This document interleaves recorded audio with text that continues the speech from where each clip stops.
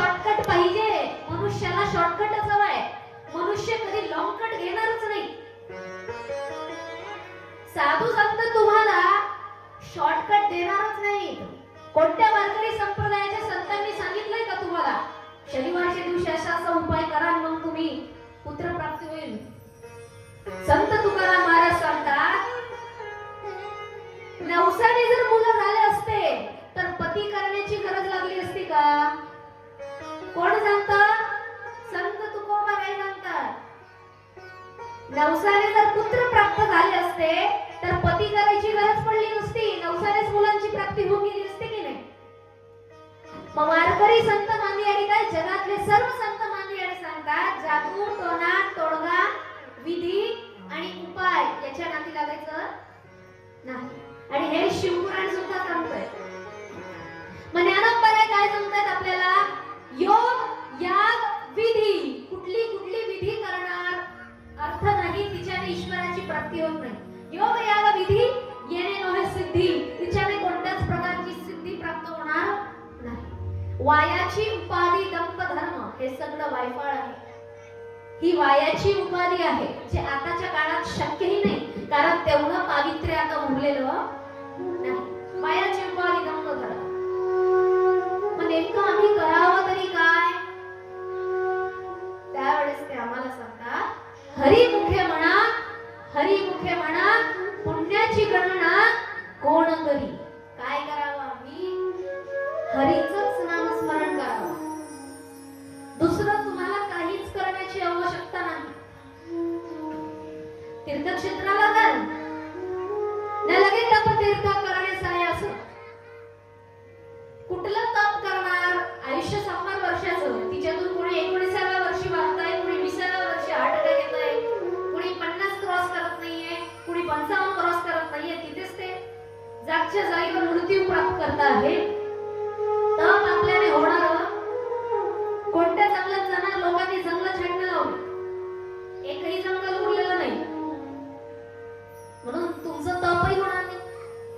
तीर्थ, कोणत्या तीर्थक्षेत्रावर जाल आणि ज्या तीर्थक्षेत्रावर जाल तिथे शॅम्पू आणि साबण घेऊन कपडे धुवायला बसाल का नदीवरती? आहे की नाही? तीर्थक्षेत्रावर जातात आणि आपली मंडळी काय करतात गावावरची? आम्ही शॅम्पूने केस धुते आणि मी भीमाचं दर्शन घेऊन आली, चंद्रभागेचं दर्शन घेऊन आली, गंगेचं. गंगा दुनिया भरची खराब करून ठेवलेली. गंगेचं पाणी पिण्याचे योग्य राहिलेलं नाहीये, एवढं प्रदूषण तिच्यात झालंय. मग तीर्थक्षेत्रावर जाण्यासाठी सुद्धा मनुष्यामध्ये अनुशासन लागतं. आम्ही जातोय ना तर तिथं 4 कचरे उचलून आणले पाहिजे, पण तिथे कचरा नाही केला पाहिजे. तेव्हा तीर्थक्षेत्रात जा, नाही तर जाऊ नका. आम्ही तीर्थयात्रेला जातो, जागोजागी नारळाचे नारळ, पोत्राचे पोत्र पडलेलं आहे, कोणी कुठे आहे, कोणी कुठे आहे. दर्शनाच्या रांगेत गेला की ब्राह्मण तुला डोकं ठोकतो आणि पुढे पाठवतो, डोकं ठोकतो आणि पुढे पाठवतो. एवढी काही गडबड होते तीर्थक्षेत्राला गेलं. मग तीर्थक्षेत्र शक्य आहे का? जाऊ नका असं मी म्हणत नाही. ज्ञानोबराय त्याला सोपा पर्याय सांगतात तुम्हाला. का सांगतायत ज्ञानोबराय? ज्ञानोबराय ज्या वेळेला मंदिरात जायचे त्यावेळेला तिथले बुवा बाबांनी ज्ञानोबरायांना मंदिराच्या बाहेर हाकललंय. काही मंदिरांमध्ये आज सुद्धा स्त्रियांना जाण्याची परवानगी नाही. तू बाई आहेस, मंदिरात जाऊ नको. आपले असलेला राष्ट्रपती जे आहेत द्रौपदी मुर्मू, त्यांना कुठल्या तरी साऊथ इंडियाच्या मंदिरामध्ये आज सुद्धा जाण्यासाठी प्रतिबंधित केलं. राष्ट्रपती असून सुद्धा एका स्त्रीला मंदिरात जाऊ देत नाहीये. एवढा स्त्री आणि पुरुषाचा भेद केलेला आहे. याच्याकडे दुसरे कुठलेच तर्क नाही. नाही, स्त्री अपवित्र आहे, स्त्री अशी आहे, स्त्री तशी आहे, बाई तशी ना बाई तशी. स्त्री शिवाय याला जेवायला मिळणार का? स्त्री शिवाय जन्म तरी कसा घेशील रे बाबा? तुझा जन्मच अशक्य आहे ना स्त्रीच्या शिवाय. जगातल्या अनेक रचनांपैकी देवाची सर्वात श्रेष्ठ रचना माहितीये काय? स्त्री. जगातली सर्वात श्रेष्ठ रचना. बाईचं डोकं कोणीच ओळखू शकत नाही, कोणीच नाही. ती स्वतः तर ओळखूच शकत नाही स्वतःला. हा माय, मला आता असं वाटलं, मला नंतर तसं वाटलं. नाही ओळखू शकत स्त्री, स्वतःला नाही ओळखू शकत. आणि दुसऱ्यांची काय मजा की ते स्त्रीच्या डोक्याला ओळखते, तिच्या बुद्धीला जाणते. प्रश्न निर्माण होतो, जाणार तर कसं जाणार तीर्थक्षेत्रावर? अगोदरच्या काळात जातीभेद होता, शूद्रांनी मंदिरात जायचं नाही, स्त्रियांनी मंदिरात जायचं नाही. ज्ञानोबरायांना संन्यासाची पोरं म्हणून हिणवलं गेलं आणि ज्ञानोबरायला म्हटलं की ज्ञानोबराय, आता तुम्ही आमच्या मंदिरात यायचं नाही. एवढ्या छोट्याशा 11-12 वर्षाच्या मुलाला आणि त्याच्या 4 भावंडांना मंदिरात येण्यासाठी प्रतिबंधित करण्यात आलं. मग जे लोक ज्यांच्या मनामध्ये भेद आहे, ज्यांच्या मनामध्ये द्वेष आहे, ते लोक जर त्या मंदिरात थांबत असतील तर त्या मंदिरामध्ये देव राहू शकेल का? नाही राहणार. ज्या स्थानावरती मन अशुद्ध असणारे लोक असतील, ज्यांच्या मनात नफरत, द्वेष, काम आणि क्रोध असेल, त्या ठिकाणी देव निवास करत नाही. मग त्या तीर्थाला किंवा त्या मंदिरात जाण्याला अर्थ? मग ज्ञानोबराय सांगतात कोणत्या मंदिरात जायचं, कोणत्या तीर्थक्षेत्रात जायचं, कुणाचं तप करायचं, कुणाचं नामस्मरण करायचं? तर ज्ञानोबराय सांगतात ठाईच बैसोनी एक चित्ती. एका ठिकाणी बसा. तुमचं घर असेल तुमचं घर, तुमचं शेत असेल तुमचं शेत, तुमचं कामाचं ठिकाण असेल तुमचं कामाचं ठिकाण, तुमचं जे काही कर्तव्य असेल ते कर्तव्य करत असताना तिथे एक चित्ताने बसा. मन स्थिर ठेवा, मनातला द्वेष बाहेर काढा, मनातली नफरत भावना बाहेर काढा आणि मग त्या भगवंताची आराधना करा आणि ते नामस्मरण करा आणि मग बघा ईश्वराची प्राप्ती तुम्हाला कशी होते. ही समस्त रचना शिव पुराण आपल्याला सांगत आहे. म्हणून त्याच्यासाठी तुम्हाला सोपा उपाय आपण दैनंदिन हिच्यातून ऐकतो ते म्हणजे हरिपाठाच्या माध्यमातून सांगितला. आता आणखी ज्ञानोबराय हरिपाठाच्या माध्यमातून काय सांगतात आपल्याला? नित्य नेम नामी तो प्राणी दुर्लभ, लक्ष्मी वल्लभ तयाजवळ. कोणत्या व्यक्तीकडे लक्ष्मी आहे? लक्ष्मी म्हणजे कोण? आपण काय म्हणतो? लक्ष्मी म्हणजे पैसा. मग ही लक्ष्मी कुणाकडे निवास करते? ज्ञानोबरायांनी सांगितलं का या दिवशी उठा आणि असा उपाय करा म्हणजे तुमच्याकडे लक्ष्मी येईल? ज्ञानोबराय ते सांगत नाहीये. तुमच्या आमच्यासारखे मनुष्य काय करतात बहुतांश वेळेला? बाबा आम्हाला धन काढून द्या, धन. आमच्या घराखाली आम्ही खोदतो, आम्ही या ठिकाणी जातो, आम्ही त्या ठिकाणी जातो. तांत्रिक मांत्रिक अशा नकारात्मक गोष्टींमध्ये मनुष्य अडकतो. कशासाठी? शॉर्टकट मध्ये पैसा कसा प्राप्त होईल त्याच्यासाठी. जगाचा इतिहास राहिलेला आहे शॉर्टकट मध्ये किंवा थोडक्यात कुणालाही लक्ष्मी प्राप्त झालेली नाही. जे प्राप्त झालेलं आहे, जे प्राप्त झालेला वैभव आहे, जे प्राप्त झालेला सोनं चांदी त्यांच्या अंगावर दिसत असेल तो भ्रम आहे. ते कधी गायब होऊन जाईल समजता येणार नाही, सांगता येणार नाही. आणि त्यामुळेच इतिहासातले उदाहरण राहिलेले आहेत की मोठ्या मोठ्या राजांना स्वतःचं राज्य गाळवण्यासाठी स्वतःचं उभं आयुष्य घालवावं लागलेलं. छत्रपती शिवाजी महाराज या महाराष्ट्राचं प्रतिनिधित्व म्हणून त्यांना हा वयाच्या 14व्या वर्षापासून संघर्ष करावा लागला.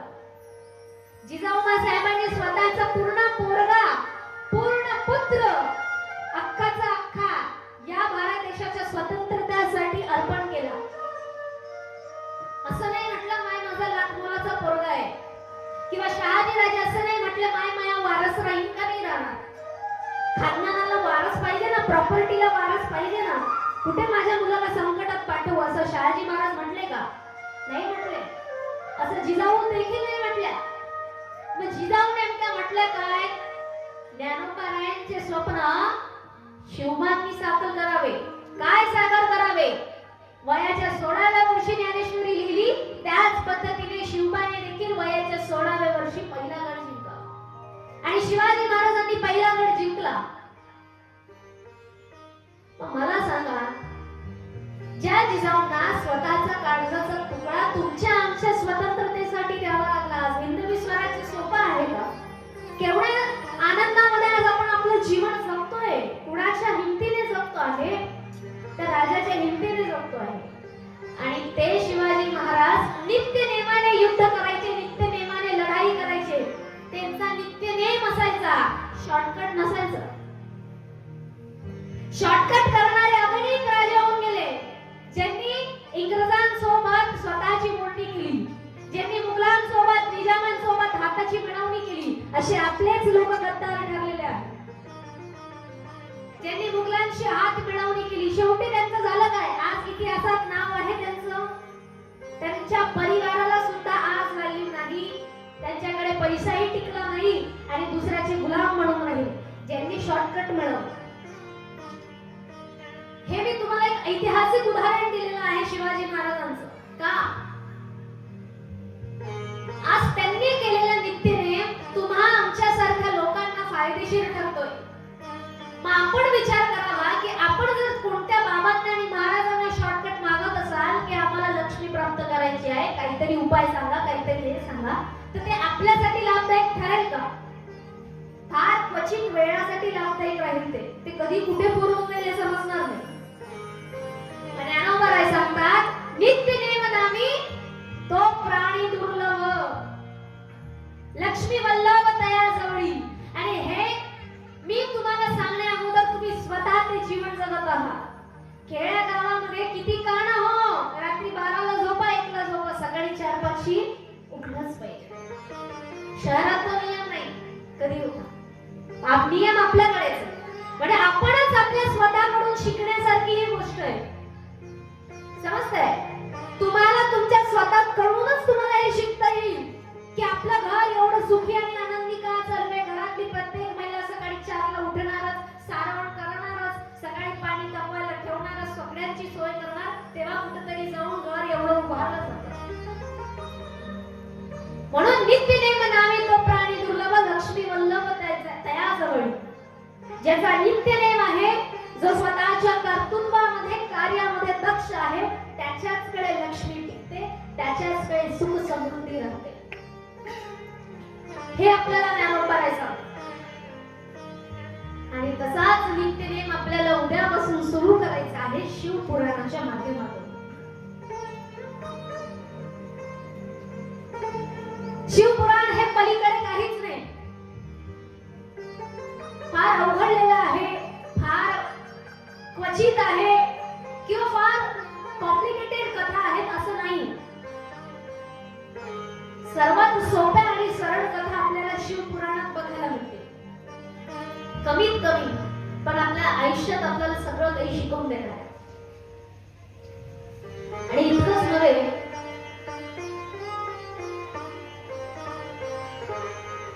शिवाचा अर्थ जे आपण सुरुवातीलाच घेतलं, निर्वाण षटकम.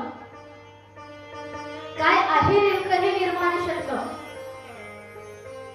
षटकम म्हणजे 6 आणि निर्वाण, ज्या महादेवाचं खरं स्वरूप आपल्याला या 6 श्लोकांमध्ये समजण्यात येतं. काय आहे नेमका शिव? या कथातून आपल्याला शिवाचे 2 स्वरूप समजायचे आहेत.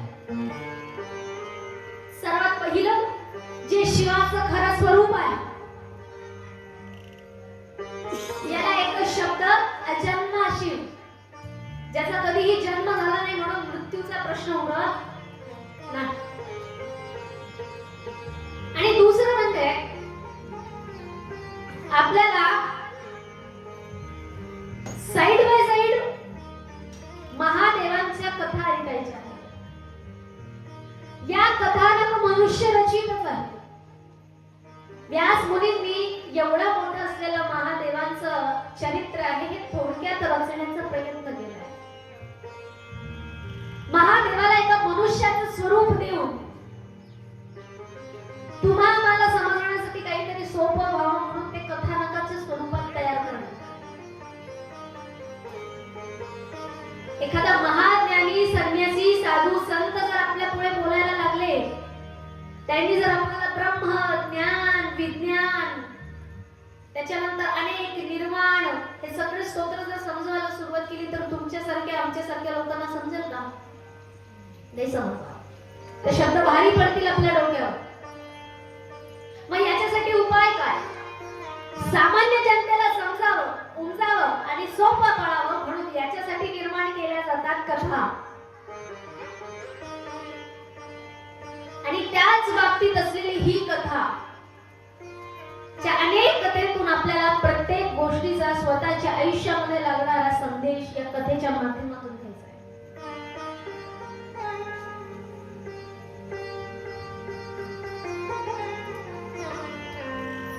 श्री शिवपुराण किंवा अनेक जितकेही ग्रंथ असतील, श्रीमद भागवत कथा, श्रीमद देवी भागवत, ही सर्व जी कथा आहेत,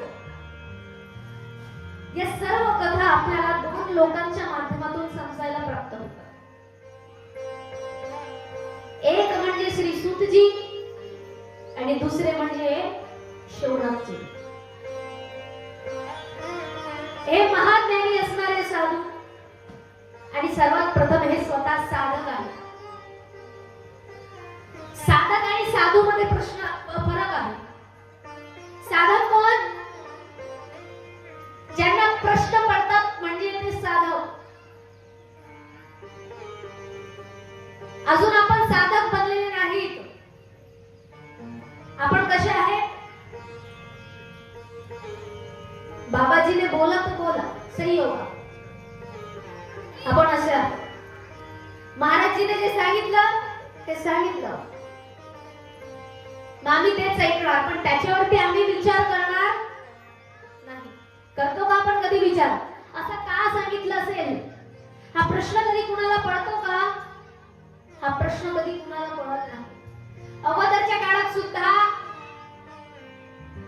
आधी तर अनेक अनेक मंडळी असायचे, संख्या जास्त असायची, त्यांना काहीच करायचं नाही, फक्त कोणीतरी सांगितलेलं म्हणून आम्ही ते ऐकणार, श्रवण करणार आणि तसंच जीवन व्यतीत करणार. परंतु आताचा काळ बदलला. शिक्षणाची सुरुवात झाली, शिक्षणाने अनेकांना प्रश्न पडण्यास सुरुवात झाली. लोक तर्क वितर्क लावू लागले. आस्तिक नास्तिकाचा प्रश्न सुरुवात झाला. म्हणजे लोक प्रश्न विचारायला लागले, पण त्यांना नास्तिक म्हणू लागले. काय माहित देवावर प्रश्न विचारते, काय माहित कथेवरती प्रश्न विचारते, नुसतं पाप भरावं लागेल तुला, पापाचं असेल, असं करशील, हे होईल ते होईल. अरे पण अगोदर पासूनच सर्वात धर्मामध्ये साधू आणि साधक याच्यामध्ये फरक दिलेला आहे. तर्क करणे हा हिंदू धर्माचा नियम अगोदर पासून राहिलेला आहे. तर्क केला पाहिजे. म्हणून या कथा काय आहेत नेमक्या? प्रत्येक कथेमध्ये आपल्याला साधक दिसतील, शौनकजी आणि सूतजी एक दुसऱ्याला प्रश्न विचारत आहेत. ही कथा अशी का आहे? नेमक्या कोणत्या कथेने आमचा उद्धार होईल? कुठली कथा श्रवण केल्याने कोणत्या प्रकारच्या फलाची प्राप्ती होईल?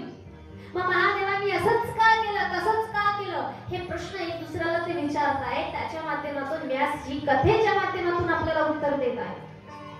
हे झाले साधक.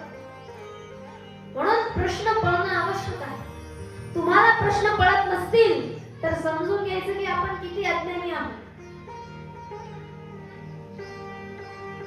ज्ञान प्राप्त करण्यासाठी प्रश्न पडणं आवश्यक आहे. आणखी शिवपुराणाची कथा असेल किंवा रामायण कथा असेल किंवा श्रीमद भागवत कथा असेल, त्यात मुख्यतः रामायण कथा असेल. महादेवांनी सर्वात प्रथम रामायण पार्वतीजींना सांगावं, पण माता पार्वतीला ते रामायण का सांगावं? असंच महादेवांना वाटलं म्हणून सांगताय. प्रश्न पडला. कुणाला प्रश्न पडला? माता पार्वतीला प्रश्न पडला. सतत तुम्ही ज्याच्या ध्यानामध्ये व्यग्र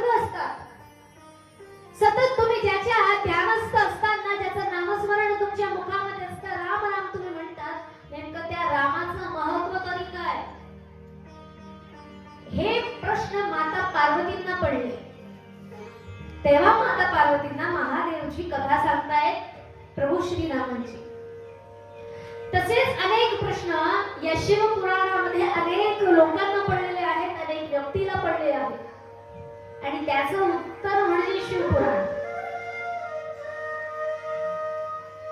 म्हणून सर्वात प्रथम पहिल्या दिवसापासूनच शिवपुराणाचं महात्म्य असताना ऐकत असताना तुमच्या डोक्यातून तुम्ही हे काढून टाकावं की आम्ही आमचं दुःखाचं निरसन करण्यासाठी कथा ऐकतोय. तुम्ही का कथा ऐकत आहात याच्यासाठी सोपा सरळ उपाय, आम्हाला दुःखाशी घेणं देणं नाही, आम्हाला सुखाशीही घेणं देणं नाही, आम्हाला फक्त शिवाशी घेणं देणं. आम्हाला दुःखही नको, आम्हाला सुखही नको, आम्हाला फक्त तो परमात्मा शिव आहे त्याचं दर्शन करायचं आहे, त्याच्या खऱ्या स्वरूपाला जाणून घ्यायचं आहे की त्याचं खरं स्वरूप नेमकं काय आहे.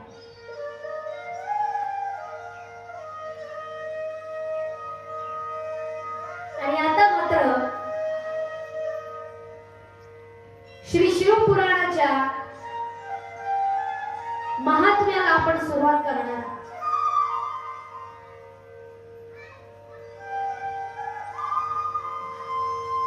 अगोदरच बोलली मी, हे पुराण, हे कथा अनेकांनी विचारलेल्या प्रश्नांचे उत्तर आहे आणि हे प्रश्न पडले आहेत आता सध्या 2 लोकांना. त्यातून सर्वात प्रथम जे प्रश्न विचारता आहेत ते प्रश्न विचारणारे म्हणजे श्री शौनकजी. शौनकजी प्रश्न विचारतात, मनुष्याला जर वैराग्य प्राप्त करून विशेषतः अजन्म भगवंताची जर प्राप्ती करायची असेल तर नेमकं त्याला उपाय काय? अजन्म भगवंताची जर त्याला प्राप्ती करायची असेल तर वैराग्य प्राप्त करून नेमकं त्याला उपाय काय? आणखी दुसरा प्रश्न विचारतात की जितकेही साधू पुरुष आहेत, अनेक साधू पुरुषांचे अनेक प्रकार आहेत, पण त्या साधू पुरुषांनी स्वतःला विकारांपासून दूर ठेवण्यासाठी नेमकं निवारण काय? स्वतःला अनेक विकारांपासून दूर ठेवण्यासाठी त्याच्यावरती निवारण म्हणजे तिच्यावरती उपाय काय? हा प्रश्न शौनक चिन्ह पडतो. आणखी शौनकजी पुढे सांगतात की नेमकं असं कोणतं तरी अनुष्ठान सांगा जेणेकरून प्रत्येकाचं मन स्थिर होईल आणि मनुष्य प्राणीच्या जीवनामध्ये त्याला स्थिरता प्राप्त होईल. असा उपाय तुम्ही आम्हाला सांगावा. हे या शिवपुराणाच्या माध्यमातून शौनकजी प्रश्न विचारत आहेत श्री सूतजींना. आणि सूतजी मात्र आता इथे अनेक पद्धतीने प्रश्नांची उत्तर देण्यास तत्पर राहतात आणि त्यांना शिवपुराण या ग्रंथाचं महात्म्य सांगण्यास सुरुवात करतात.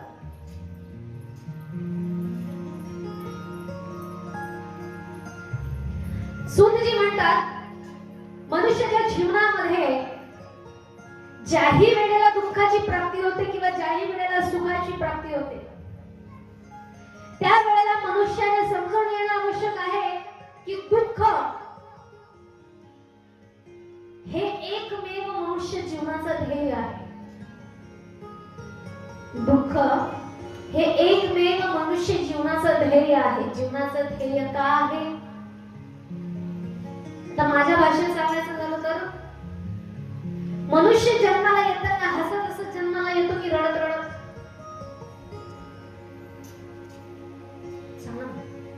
बाळ जन्माला आलं की ते हसतं की रडतं?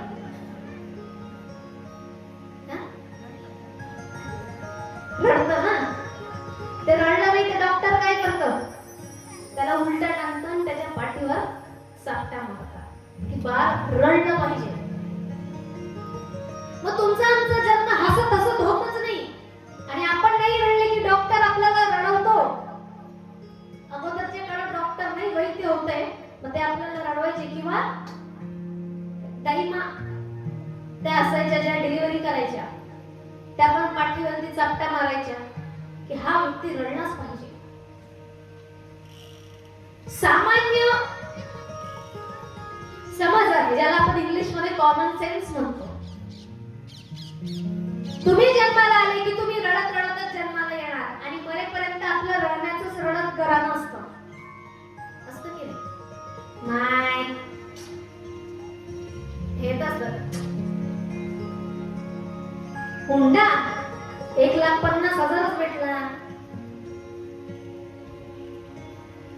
एवढं दिसतं का आमचं घर? त्यांच्या पोरगीला आम्ही किती सुखात ठेवलं असतं. किमान 4-5 लाख तरी हुंडा दिला पाहिजे होता. हे काय सिंगल बेड? अरे डबल बेड पाहिजे होता. हा काय हुंडा दिला? सोनं 10 तोडे, फक्त 10 तोडे. काय कामाचं? सोनं किती पाहिजे? 10 ग्राम. आता तर भाव गेले. 10 ग्राम सोनं पाहिजे. आमचा परिवार कसा, आमचं खानदान कसं शोधताय का हा हुंडा आमच्यासाठी? मी सांगते तुम्हाला, मी वकील पण आहे म्हणून सांगते. आम्ही लिहितात ना 10 ग्राम सोनं, 10 ग्रामची अंगठी दिली, तिने 50 ग्रामची अंगठी दिली, मग आम्ही नवरीला 40 बारच्या तोड्या केल्या. मग यांचं आणखी असं राहतं, नवरी ना बेटा तू आमच्याकडून जर हिला तोटे द्यायचे असल्या पायातल्या, आम्ही काय करणार चांदीचे? अरे किती नाजूक आहे ना, नाजूक पाय तुझी, थोडी कमी भारची घे ना. नाजूक आहे माय, थोडी कमी भारची घे. नवरीला जर आवडली जास्ती भारची 50 भारची मध्ये, आतापासूनच एवढं नाटक नाही, पुढे काय काय मागे नाजून आहे की नाही? म्हणजे मनुष्याचे रड घराणे त्याच्या जन्मापासूनच सुरू होतात. जन्म झाल्यापासूनच रडतो, मोठा झाल्यापासूनच तो रडत रडत रडत रडत स्वतःचं जीवन सुरुवात करतो. मला हे मिळालं नाही, मला ते मिळालं नाही, याच्यापेक्षा अधिक, याच्यापेक्षा अधिक, याच्यापेक्षा अधिक, मरेपर्यंत त्याला आणखी आणखी आणखी आणखी चीज. आता 2 बिघे आहे, आता आणखी 1 एकर, 1 नाही 2 एकर, नाही मग हेक्टर, मग त्याच्यापेक्षा आणखी, त्याच्यापेक्षा आणखी. हे मनुष्याचं रडगरण आहे, त्याचं ते सुरूच राहतं. मग मनुष्य रडत रडत जन्माला येतो. तो जो डॉक्टर मारतो आहे, तो डॉक्टर हा संसार आहे, हे संसारातले लोक आहेत. आपण रडत नसू, आपण हसत असू, तर हे लोक आपल्याला रडवायला येतीलच. हा कसं काय खुश दिसतोय, ही बाई कसं काय खुश दिसते? मग ही जाणार. आमच्या पोराला तर एवढा हुंडा भेटला होता, तुमच्या पोराला एवढंच दिलं त्यांनी. माय काय परिवार आहे, कोणाशी नातं गीतं जोडताय तुम्ही? ही संसारातली लोक आहेत. स्वतः सुखी नसले तर चालतील, पण दुसऱ्याच्या जीवनात जाणार, दुसऱ्याच्या आयुष्यात जाणार आणि ते सुखी आहेत हे पाहून हे जाणार आणि हे म्हणणार तुम्ही दुखी हो. मी रडली माझ्यापेक्षा दुप्पटची तू रड, मी रडला माझ्यापेक्षा दुप्पटचा तू रड. हे संसार आहे. तसं तो डॉक्टर आपल्याला सांगतोय, बाळाला मारतोय, तो रडवतोय. आपण तिच्यातलाच एक भाग आहात. आपण स्वतः रडतो, पण आपण दुसऱ्यालाही रडवणारच, अशी आपली वृत्ती आहे. मग सूतजी सांगतात, अरे मनुष्याची वृत्तीच ही आहे की हा व्यक्ती याचा स्वतःचा वाटोळ झाला तर चालेल, पण दुसऱ्याला मात्र सुखी होऊ देणार नाही, दुसऱ्याला तो दुःखीच पाहणार. एखादा व्यक्ती जर स्वतःच्या मुलीला किंवा मुलाला चांगलं शिक्षण देत असेल, तर समोरचा व्यक्ती मला काय शिकवता पोरले, मला माहिती इथली भाषा कुठली आहे, मला माझी जी भाषा येते ना तीच मी भाषा बोलते. आमची तावली जळगावची आणि आम्ही जळगाव नाही जळगावच म्हणतात. जळ मा इतकं काय शिकायचं पोरले, 18 वर्षाची झाली, लग्न करी टाक. तुला काय घेणं देणं आहे? तू तुझ्या पोरचं पाय ना, तू तुझ्या पोरग्याचं पाय, आमचं तो आम्ही आमच्या परिवाराचं. मा हे काय करस, तुला हे नाही टोचलं, तुला ते नाही टोचलं, माय माय माय. हे अगोदरच्या काळापासून सर्वात जास्त या दृढ नीती झालेल्या आहेत, ज्याच्यामध्ये सांगितलेलं आहे. संत तुकाराम महाराज म्हणतात, मूळ व्याधी पिळला त्याचे देखून असे तो गरजूला. ज्या व्यक्तीला स्वतःला खरूच झालेली आहे, जो माकडासारखं स्वतःचं अंग हसतो, तो मूळ व्याधाला पाहून हसतो. मग त्याला तर मूळ व्याध झालेला आहे. अरे तू स्वतःकडे पाह, तू स्वतः माकडासारखं अंग हसतोय, दुसऱ्याच्या आजाराला पाहून काय हसतोय?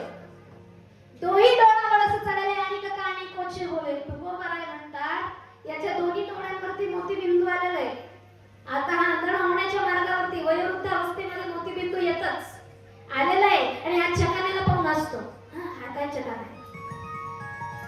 बाबा तुझे डोळे पहा, तुला मोती बिंदू आले, तुला ऑपरेशन करावं लागेल. पण याचं पहिले ऑपरेशन बाजूला सोड, मी चकानाला म्हणून पहिले असतो.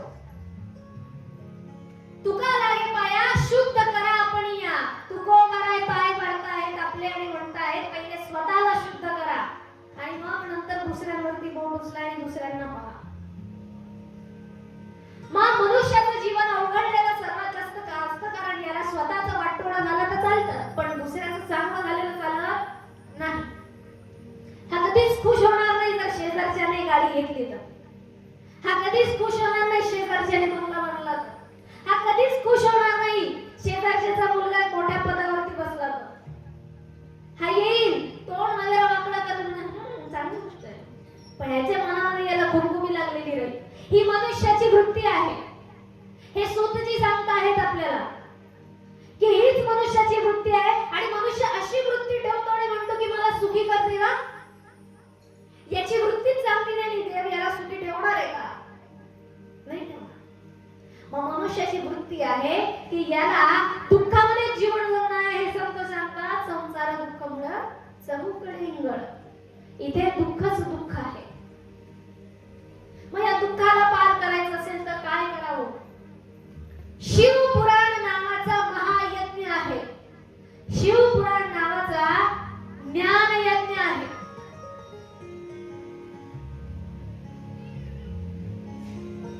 फक्त यावं, शिवलिंगावरती कुंकू टाकावं, हळद टाकावी, दूध वाहावं, किंवा जे जे उपक्रम आपण मटेरियलिस्टिक याला इंग्लिश मध्ये शब्द आहे, वरवरचे उपाय योजन केल्याने महादेवाला फरक पडत नाही. महादेव एका लिंगामध्ये स्थित नाहीये, फक्त महादेव चराचरामध्ये. इथे लिंगावरती आपण दूध वाहतोय आणि इथे भिकाऱ्याचा पूर चाललेला आहे. महत्व कुणाला द्यायला हवं? महत्व कुणाला द्यायला हवं? महादेवाला दुधाची आवश्यकताच नाही. लाखो करोडो गायी जन्माला घालणारा शिव आहे. त्याचा तुम्ही त्याला अर्पण करताय. अपेक्षा आहे का त्याला? बेलाचं झाड सोडा. जगातली जितकेही वनस्पती आहे, जितकेही झाड पौधे आहेत, ते तयार करणारा तो ईश्वर शिव आहे. आणि तुम्ही त्याला एक पान वाहून खुश करायचा प्रयत्न करताय. होईल का तो खुश? पान त्याचं, झाड त्याचं, फूल त्याचं, सगळं काही त्याचं, आणि आपण ते त्याला वाढणार. केमिकलने भरलेलं कुंकू, तिच्यात केमिकल आपल्या डोक्याला लावलं तर पुढे येऊन जातात. मला तर एलर्जी होते. आपण ते केमिकलचं भरलेलं त्याला वाहतोय. जे करतायत त्यांनी वाईट वाटून घेण्यासारखी गोष्ट नाहीये, तो आपला भाव आहे. परंतु मी जे सांगते आहे ते सत्य आहे. मग ते कटू गाणं असेल, पण ते सत्य आहे. ही रचना त्याची, ही सृष्टी त्याची, फुलं त्याचे, फळं त्याचे, झाड त्याचे, पाला त्याचा, आणि ते वाहून जर तो खुश होत असेल तर ही चुकीची गोष्ट. तो खुश होणारच नाही. शिवाला प्रसन्न करण्यासाठी काय करावं हे शिवपुराणात सांगितलेलं आहे. शिवाला प्रसन्न करण्यासाठी तुम्ही तुमचा देह आणि तुमचं मन पवित्र ठेवणं आवश्यक आहे. किती पवित्र फूल आणताय तुम्ही देवाला व्हायच्या पूर्वी म्हणता रे बेटा फुलाचा सुगंध घेऊ नको, नाहीतर देवाला व्हायला जात नाही. म्हणता की नाही आपण? नाही नाही, देवाचं आहे ते, त्याच्याशिवाय देवाला वाहू नको. कळी असताना त्याची, उमललेली फूल त्याचं, सर्वश्रेष्ठ सुगंध त्याचा, आपण दुर्गंधीने युक्त असलेला आपला देह आहे. फूल शुद्ध करण्याच्या अगोदर स्वतःचं फूल म्हणजे स्वतःचं मन शुद्ध करणं आवश्यक. हे शिवपुराण सांगतंय. अशाच पद्धतीने सूतजी आपल्याला आता कथा सांगायला सुरुवात करतात की शिवपुराणाच्या कथेचं महात्म्य काय. सर्वात अगोदरची गोष्ट आहे, सूतजी सांगतात किरातांच्या एका नगरीमध्ये एक ब्राह्मण राहत होता. आता आपल्या भारताची पार्श्वभूमी राहिलेली आहे. जेव्हापासून आद्य शंकराचार्य आले आहेत तेव्हापासून 4 वर्णाश्रम तयार झाले. ब्राह्मण, क्षत्रिय, वैश्य आणि शूद्र. या सगळ्यांची गणना यांच्या जातीनुसार, यांच्या कर्मानुसार, जे काय काम करतात त्याच्यानुसार प्रत्येकाचं वर्ण वाटलं गेलं. लक्षपूर्वक ऐकायचंय बरं. सर्वश्रेष्ठ वर्ण कोणता मानला गेला? सर्वश्रेष्ठ वर्ण कुठला मानला गेला? तुम्ही बोला, उत्तर द्या. कोणता सर्वश्रेष्ठ वर्ण आहे? सर्वात उच्च जात कोणती सांगा बरं? ब्राह्मण. मग मराठा? मराठ्यांना कुठं? मी मराठा म्हणून मराठ्याचं बोलते बरं. मराठ्यांना कुठं? मग बाकीच्या जाती? मग बाकीचे तुच्छ आहे? जे लोक ज्या जातीत जन्माला आले ते लोक तुच्छ आणि फक्त ब्राह्मण श्रेष्ठ. चुकीचं आहे की नाहीये? अगोदरच्या काळापासून ऐतिहासिक पार्श्वभूमी राहिलेली, लोकांनी स्वतःच्या स्वार्थानुसार 4 वर्णांमध्ये जाती वाटल्या. ब्राह्मणांनी फक्त मंदिराचंच काम करावं, शास्त्रांचं काम करावं, पूजेचं काम करावं आणि अध्ययनाचं काम करावं. वेद वाचण्याची परवानगी फक्त ब्राह्मणांचा, वेदांचं पठण करण्याची परवानगी फक्त ब्राह्मणांना. क्षत्रियांनी काय करावं? क्षत्रियांमध्ये बाकीच्या जाती जमाती येतात. मग तिच्यात मराठा, राजपूत जितकेही क्षत्रिय यांनी फक्त युद्ध करावं, हातात तलवारी घ्यावा, बाण धनुष्य चालवावा. याच्या पलीकडे यांनी संस्कृत सुद्धा वाचायचं नाही. वैश्य जे व्यापारी लोक आहेत, ज्यांचा व्यवसाय आहे, त्यांनी फक्त वैश्य हेच व्यापाराचं काम करावं. शूद्र, शूद्रांमध्ये कोण कोण येतात? शेती करणारे लोक शूद्रांमध्ये येतात. मोलमजुरी करणारे लोक, भाजीपाल्याचा व्यवसाय असेल, इथून 12 बलू ते 18 पगार जाती जितक्याही असतील तितक्या सगळ्या शूद्रांमध्ये येतात. मग इथे तुम्ही शेतकऱ्यापासून तर जितकेही सुताराचं काम, लोहाराचं काम, जितकेही जाती असतील, ओबीसी मधल्या सगळ्या जाती पकडा तुम्ही आणि एससी एसटी मधल्या सगळ्या जाती शूद्रांमध्ये येते. त्याच्यानंतर पलीकडे जाऊन आणखी येतात अतिशूद्र, ज्यांना 4 वर्णातच घेतलं नाही. अतिशूद्र काय करतील? गावाच्या रेसमध्ये पडलेला जितकाही घाणेरडा कचरा असेल, ढोरडाकर मेलेले असतील, जितकेही जीव जंतू प्राणी मेलेले असतील, त्या सगळ्यांना उचलून गावाच्या बाहेर द्यायचं काम अतिशूद्रांना. मग हे लोक कोण आहेत? आपल्या गावामध्ये स्वच्छता राहायला हवी म्हणून यांना ते काम देण्यात आलं. ढोर मेले, उचला, वेशच्या बाहेर न्या. पशु प्राणी मेला, उचला. कचरा पडला, ब्राह्मणांचा, क्षत्रियांचा, वैश्यांचा कचरा कोण उचलणार आहे? अतिशूद्र लोक उचलतील. तो कचरा उचलायचा, गावाच्या बाहेर न्यायचा. पण कचरा उचलल्यानंतर त्यांना नदीवर यायचं नाही, विहिरीचं पाणी घ्यायचं नाही, नदीमध्ये यायचं नाही, नदीतलं पाणी सुद्धा घ्यायचं नाही, विहिरीचं पाणी घ्यायचं नाही. सगळे लोक पंगतीला बसले तर ह्या लोकांनी पंगतीत यायचं, कारण त्यांच्या अंगाचा वास येणार. गावातला कचरा उचलताय ते लोक, मेलेले ढोर ढाकरं उचलताय ते लोक, वरतून पाणी हे लोक देणार. स्वच्छता कशी ठेवायची? आणि त्यांना मग पंक्ती बोलवायचं, देव धर्माच्या कार्यामध्ये बोलवायचं नाही. कोणी निर्माण केली ही व्यवस्था? ज्याला स्वतःचं गाव स्वच्छ ठेवायचं आहे त्या व्यक्तीने निर्माण केली ही व्यवस्था. त्या लोकांकडून स्वतःची कामं करून घ्यायचे, त्या लोकांकडून स्वतःचं गाव स्वच्छ करून घ्यायचं, पण त्याला पाण्याला विचारायचं नाही, त्याला मंदिरात प्रवेश द्यायचा नाही, त्याला देवाचं भजन करू द्यायचं नाही. ही व्यवस्था निर्माण केली स्वार्थी रूढीवादी लोकांनी. हे झाले 4 वर्णाश्रम: ब्राह्मण, क्षत्रिय, वैश्य आणि शूद्र. शूद्रांचं सुद्धा सारखंच होतं, शूद्रांना काही एवढा मान सन्मान नव्हता. आणि मग अतिशूद्र. ईशाने भगवंताची प्राप्ती होते का? शिव कोण होते? जे स्मशानात राहायचे, जिथे प्रेत पडलेले राहायचे, त्या ठिकाणी राहणारे शिव होते. शूद्रांमध्ये शूद्र जितकेही लोक होते ज्यांना त्या काळात मान्यता दिली जायची, त्या काळात त्यांच्या सोबत बसून जे भोजन करायचे ते शिव होते, ते महादेव होते. निर्माण